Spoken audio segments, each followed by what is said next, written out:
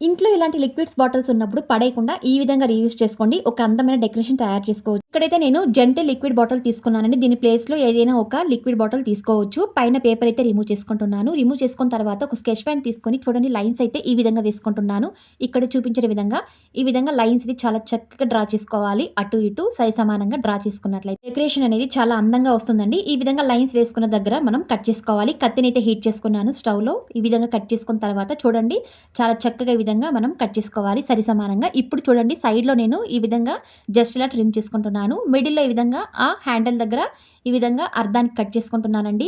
చూడండి చాలా సింపుల్‌గా తయారు చేసుకున్నాము. ఈ విధంగా కట్ చేసుకోవడం వల్ల పైనైతే ఈ క్యాప్ రిమూవ్ చేసుకుంటున్నానండి. మనకి ఇదైతే పెద్దగా అవసరం లేదు. ఈ విధంగా రిమూవ్ చేసి కిందైతే కట్ చేసిన పీస్‌ని ఈ విధంగా ఉంచుకొని రౌండ్ షేప్‌లో కట్ చేసుకుంటున్నాను. ఇప్పుడు పైనైతే ఈ విధంగా డిజైన్ వేసుకుంటున్నానండి. వేసుకున్న తర్వాత ఇక్కడ నేను ఒక వేస్ట్ అట్ట ముక్క తీసుకొని లైన్స్ అయితే వేసుకొని కట్ చేసుకుంటున్నాను. 2 పీసెస్ అయితే ఈ విధంగా రిటర్న్ చేసుకొని చాలా చక్కగా కట్ చేసుకున్న తర్వాత ఇప్పుడు ఈ పీసెస్‌కి అయితే వైట్ పెయింట్ అయితే అప్లై చేసుకుంటున్నానండి. అప్లై చేసి కొద్దిసేపు ఆరనివ్వాలి. పైనైతే ఈ విధంగా ఐస్ అయితే పెట్టుకుంటున్నాను. కలర్స్ అయితే వేసుకుంటున్నానండి వైట్ పెయింట్‌తో. ఈ విధంగా ఐస్ చాలా చక్కగా డ్రై చేసుకున్న తర్వాత ఈ షేప్‌కి అయితే ఈ విధంగా బ్లాక్ పెయింట్ అయితే అప్లై చేసుకుంటున్నాను. కొద్దిసేపు దీన్ని కూడా ఆరనివ్వాలి. ఇక్కడ పైన ఐస్ మీద ఈ విధంగా మిడిల్‌లో అయితే డ్రాయింగ్ అయితే వేసుకుంటున్నానండి. చాలా చక్కగా వేసుకున్న తర్వాత ఫ్రంట్‌లో అయితే ఈ విధంగా లైన్స్ వేసుకుంటున్నాను. మనం లైన్స్ వేసుకున్నాం కదండీ! అక్కడైతే డ్రాయింగ్ అయితే వేసుకుంటున్నాను.